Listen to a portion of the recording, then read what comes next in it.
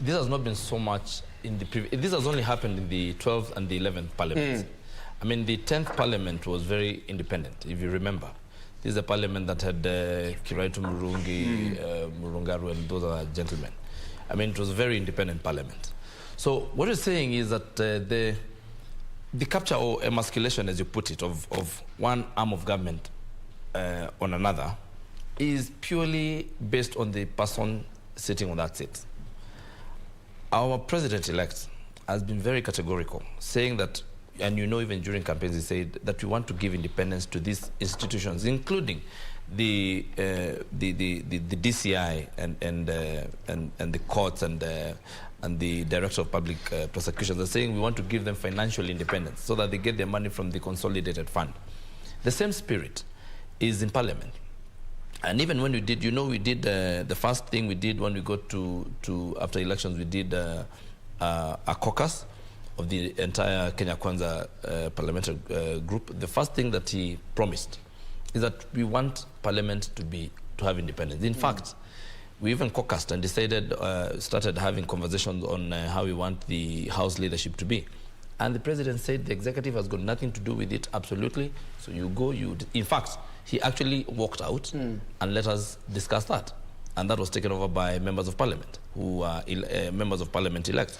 So what I'm saying is, we need to go back to, and you see, the problem with this is that it has come back to bite Azimio. Azimio has been the one that was in charge. Looks like today you will not let go of Azimio. It's the truth. It's the truth. You must put it as it is.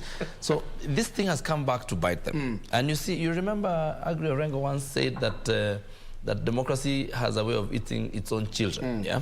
So it's the same thing. And what the president-elect said is that we want to empower institutions of government, and that is what we're going to do with Parliament, so that Parliament does its legislative work properly, and executive does its work. And you remember, even in the speech he gave in front of the media, he said, Bomas? No, at Karen, at his residence in Karen, and he said, we want to have an opposition that works, that is going to put the government in check, you know. And that is exactly, and I told you, it's completely dependent on the people sitting in Parliament, whether we are going to allow our independence to be taken away or to be usurped by executive, and the executive itself and its intention. This thing we've been calling state capture is what has made Parliament be taken to be under executive in the last 10 years. And this, by the way, has only been the last 10 years, and like I've told you, is in the 12th and the 11th Parliament. So the 13th Parliament is going to be absolutely independent, and you know, we have very independent-minded people like myself and other UDA and Kenya Kwanza parliamentarians. We'll see how you live up to that, on the aspect of being independent.